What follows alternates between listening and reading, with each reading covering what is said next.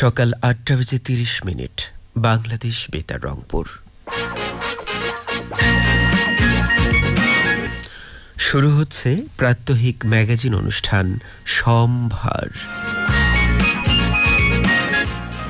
শুভ সকাল। শুভ সকাল প্রিয় বন্ধুরা, আপনাদের সবার আজকের দিনের প্রতিটি মুহূর্ত হোক সুন্দর ও অর্থবহ, এমনই প্রত্যাশায় শুরু করছি ম্যাগাজিন অনুষ্ঠান সম্ভার। নিশ্চয়ই সবাই ভালো আছেন, সুস্থ আর নিরাপদে আছেন। শ্রোতা বন্ধুরা, আমরা অনেক বাবা মা আছি, আমরা চাই আমাদের সন্তানরা যেন সারাক্ষণ পড়ার টেবিলে বসে থাকে, সারাদিন পড়বে। যেহেতু তারা স্টুডেন্ট, তাদের ভালো রেজাল্ট করতেই হবে, এটা সঠিক নয়।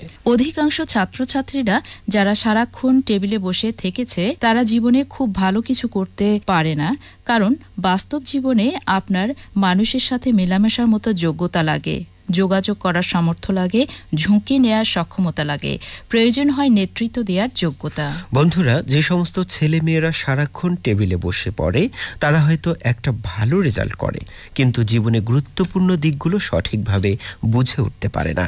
তাই আপনার সন্তান অবশ্যই পড়বে, কিন্তু পাশাপাশি তাকে সোশ্যালাইজেশনের সুযোগ দিতে হবে। হ্যাঁ, ঠিক তাই। অন্যান্য দক্ষতা অর্জন করারও সুযোগ দিতে হবে, তাহলেই সে একজন পরিপূর্ণ মানুষ হিসেবে গড়ে উঠতে পারবে। আর এই আহ্বান জানিয়ে আপনাদের সাথে রয়েছি বিপাশা আরজু, আমি ইউসুফ খন্দকার। আমাদের সাথে প্রকৌশল দায়িত্বে এই মুহূর্তে রয়েছেন মোহাম্মদ রবিউল ইসলাম। আসুন প্রিয় শ্রোতা, এবারে জেনে নেওয়া যাক আজকের সম্ভার সূচি। প্রসঙ্গ কথার প্রসঙ্গ শ্রমিকের মজুরি পুনর্নির্ধারণ, মুসলিম উত্তরাধিকারী আইন নিয়ে জানা যাবে আইন অধিকার সিরিজে।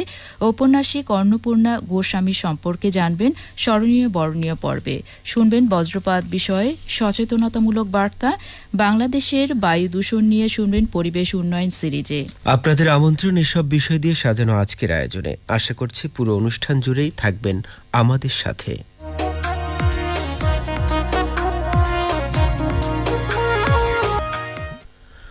শুরুতে আজকের দিন, তারিখ ও স্থানীয় আবহাওয়ার খবর নিয়ে আজকের ডায়েরি। আজ বুধবার 17 বৈশাখ 1432 বঙ্গাব্দ, 1 জিলকদ 1446 হিজরি, 30 এপ্রিল 2025 খ্রিস্টাব্দ।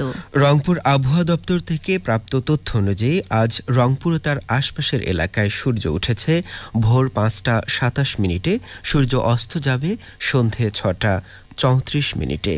গত 24 ঘন্টায় সর্বোচ্চ তাপমাত্রা 27.8 ডিগ্রি সেলসিয়াস, সর্বনিম্ন তাপমাত্রা 21.5 ডিগ্রি সেলসিয়াস। একই সময় বাতাসের সর্বোচ্চ আর্দ্রতার পরিমাণ ছিল 91%, সর্বনিম্ন 64%। আজকের ডায়েরি আজ এ পর্যন্তই। শাশ্বত বাণী। পড়াশোনা ছাড়া প্রার্থনা শূন্য, প্রার্থনা ছাড়া অধ্যয়ন অন্ধ। পড়াশোনা ছাড়া প্রার্থনা শূন্য, প্রার্থনা ছাড়া অধ্যয়ন অন্ধ। কথাগুলো বলেছেন কার্ল বার্থ, ধর্মতত্ত্ববিদ। প্রিয় বন্ধুরা, আজ 30 এপ্রিল। অনেক খ্যাতিমান ব্যক্তির সাথে আজ আপনাদের যাদের জন্ম, সম্ভার আয়োজন থেকে তাদের জন্য জন্মদিনের শুভেচ্ছা। শুভ জন্মদিন।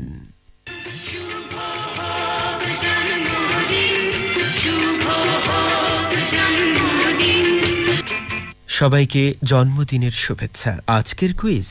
হ্যাঁ বন্ধুরা, আজকের কুইজ হলো কাপ্তাই বাঁধ কোথায় অবস্থিত? কাপ্তাই বাঁধ কোথায় অবস্থিত? শুনলেন কুইজটি। কুইজের সঠিক উত্তর জানা থাকলে আপনাদের নাম ঠিকানা সহ উত্তরটি SMS করে পাঠিয়ে দিন এই নম্বরে 015507070777। আবারও বলছি 0155070777। অনুষ্ঠানের শেষে প্রথম পাওয়া 10 জন সঠিক উত্তরদাতার নাম ঠিকানা জানিয়ে দিব।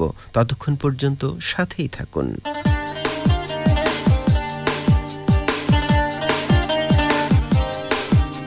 প্রিয় শ্রোতা, মজুরি হলো একটি নির্দিষ্ট সময়ের মধ্যে করা কাজের জন্য একজন কর্মচারীকে নিয়োগকর্তা কর্তৃক প্রদত্ত অর্থ প্রদান। বিভিন্ন খাতের শ্রমিকের মজুরি 3 বছর পর পর মূল্যায়ন ও পুনর্নির্ধারণের সুপারিশ করেছে শ্রম সংস্কার কমিশন। শ্রমিকের মজুরি পুনর্নির্ধারণ, আজকের প্রসঙ্গ কথার প্রসঙ্গ পড়ে শোনাচ্ছেন মারুফা আক্তার মালা। শ্রমিক ও তার পরিবারের মর্যাদাকর জীবনযাপন নিশ্চিত করতে ন্যূনতম মজুরি ঘোষণা করার সুপারিশ করেছে বাংলাদেশ শ্রম সংস্কার কমিশন।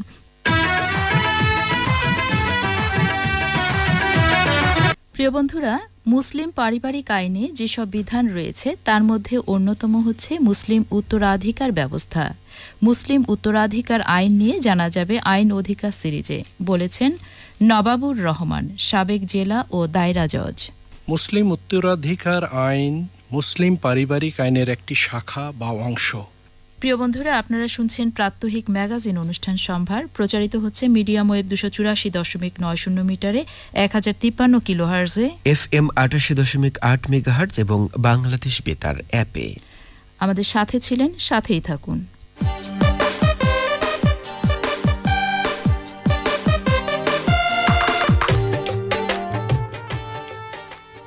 প্রিয় শ্রোতা, উপন্যাসিক অন্নপূর্ণা গোস্বামী সম্পর্কে বিস্তারিত জানবেন স্মরণীয় বরণীয় সিরিজে। উচ্চারণে মারুফা আক্তার মালা। অন্নপূর্ণা গোস্বামী ছিলেন বিংশ শতকের প্রথমার্ধের প্রগতিশীল এবং সামাজিক প্রতিশ্রুতিবদ্ধ ঔপন্যাসিক।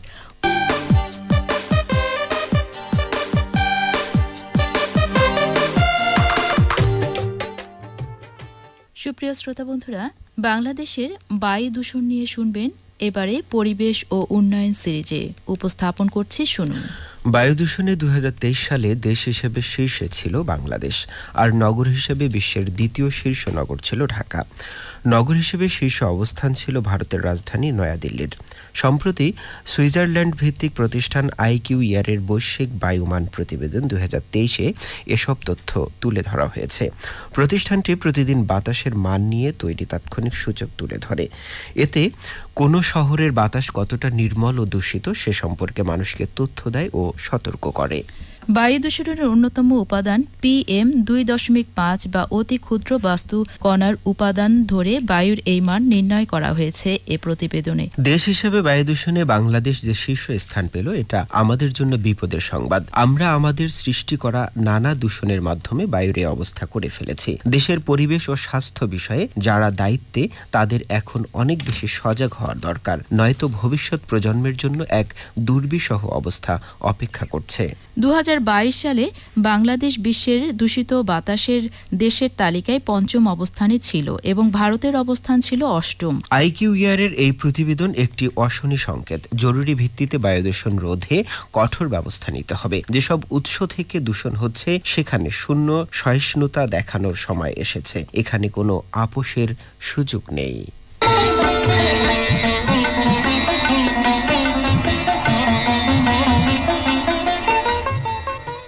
প্রিয় বন্ধুরা, এবারে সুস্বাস্থ্য প্রতিদিন পর্বে আপনাদের জানাবো শিশুর জন্য গ্রোথ হরমোন। উপস্থাপন করছেন মারুফা আক্তার মালা। একটি শিশু লম্বা হওয়ার জন্য শরীরে যে হরমোন বিশেষ ভূমিকা রাখে সেটির নাম গ্রোথ হরমোন। গ্রোথ হরমোনের ঘাটতি হলে শিশু খর্ব হতে পারে।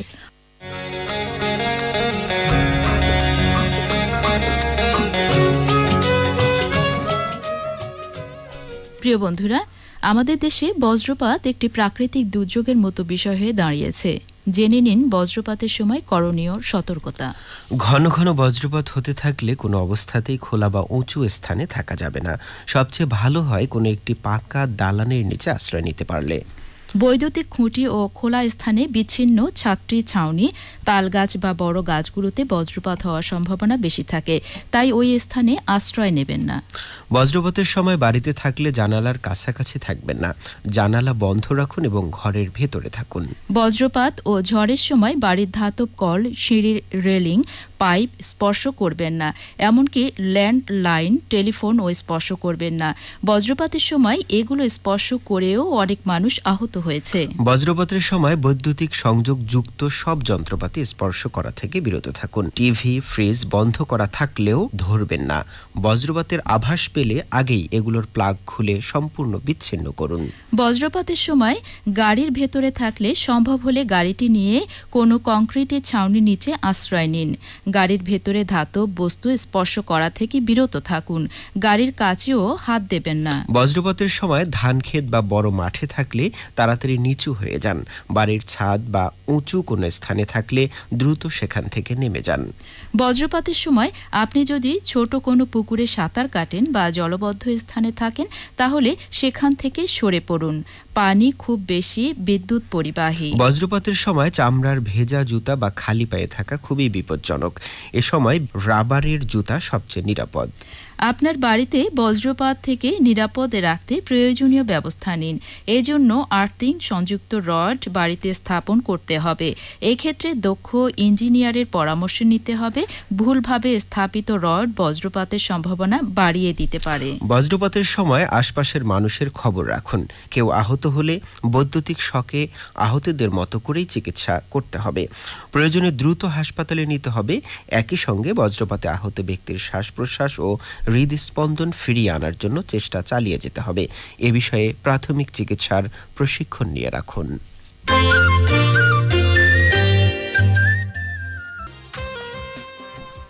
হ্যাঁ বন্ধুরা, এখন জানিয়ে দিব আজকের কুইজের সঠিক উত্তরটি। কুইজ ছিল কাপ্তাই বাঁধ কোথায় অবস্থিত? উত্তর হচ্ছে রাঙ্গামাটি জেলায়। হ্যাঁ বন্ধুরা, রাঙ্গামাটি জেলায়।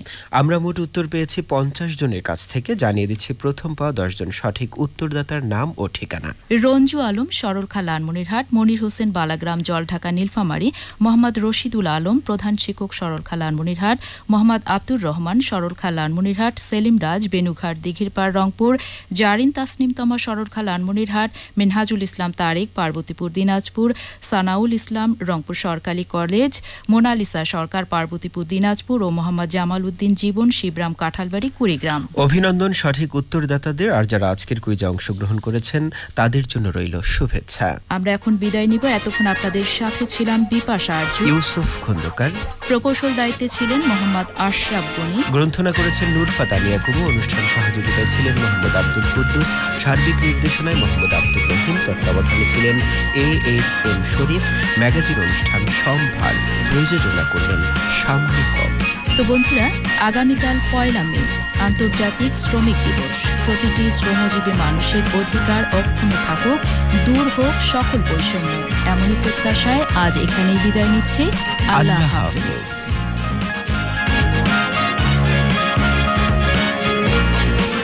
বাংলাদেশ বেতার রংপুর বাংলা খবর ঢাকা কেন্দ্র থেকে রিলে করে শোনানো হচ্ছে।